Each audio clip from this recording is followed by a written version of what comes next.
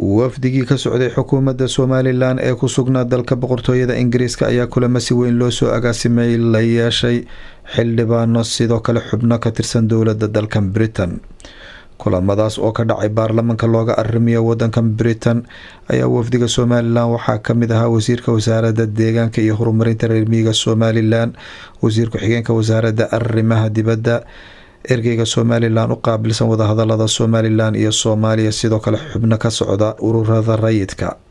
kulankan ka dhacay baarlamaanka wadanka Britain ayaa waxaa goobjoog ka ahayd wasiirka wasaaradda dekedaha iyo badda dalka Britain Mrs Nusgani oo ah xildhibaan ka tirsan baarlamaanka wadanka Britain, sidoo kale wasiirkii hore arrimaha dibadda wadanka Britain Boris Johnson iyo Bob Sandy oo ah xildhibaan isaguna ka tirsan baarlamaanka wadanka Britain. kulankan ayaa waxaa lagaga hadlay qadiyadda madax banaanida Somaliland, sidoo kale kaalmooyinka dowladda Britain ay ka geysatay dalka Somaliland. wasiirka wasaaradda deegaanka iyo horumarinta reer miyiga Somaliland Marwo Shukri Xaaji Bandare ayaa faahfaahin ka bixisay ujeedada shirkan, sidoo kale kulamadii ka dhacay maanta baarlamaanka wadanka Britain. Bismillahir Rahmanir Rahiim.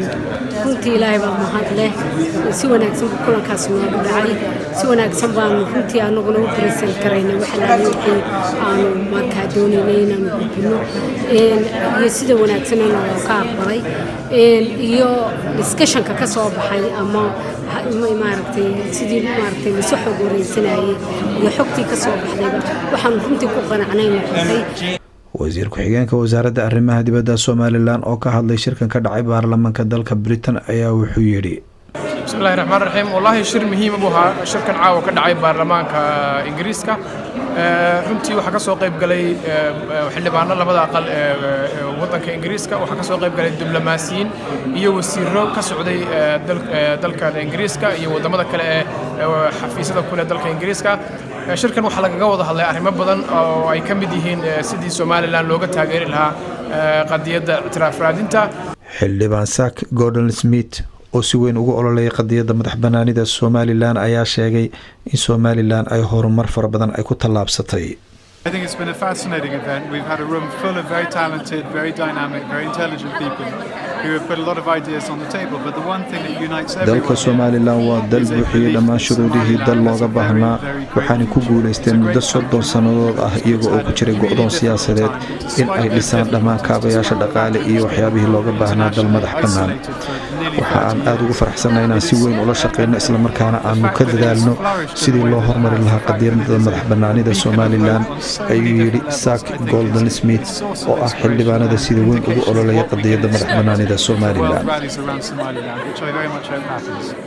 Marwo Sacdi oo ka qayb gashay kulankan ka dhacay baarlamaanka Somaliland kana socotay ururada bulshada ayaa waxa ay tiri wallahi kulankaasi aad iyo aad buu wanaagsanaa. iyo Somaliland waxa la kala soo qaaday aqoonsiga dadweynaha iska muhiima, waxa kala la soo qaaday sidaynu u helayn maxay tahay horumar loo helo hadee dawladdu inuu caawin lahayd waxyaabo la mid ah waxa sameeyay wax ku wareegay su'aaluhu meelaha. markaad eegto Sacdiya aad baa looga hadlay wasiirro fara badan, wasiirkii hore arrimaha dibadda joogay wadanka Britain. ma dareemaysaa in qadiyadda Somaliland ay meel sare ay waqtigan xaadirka ay soo gaadhay? wallahi horta haddii aan laga hadlino aan meel sare la gaarsiin meel ba qaban maysa. waynu baahanahay inuu meeyarkii hore inuu la joogo oo ay maxay tahay MBA noo yimaadeen oo runtii dad badan oo xiiseynaya caawa ka soo qayb galeen.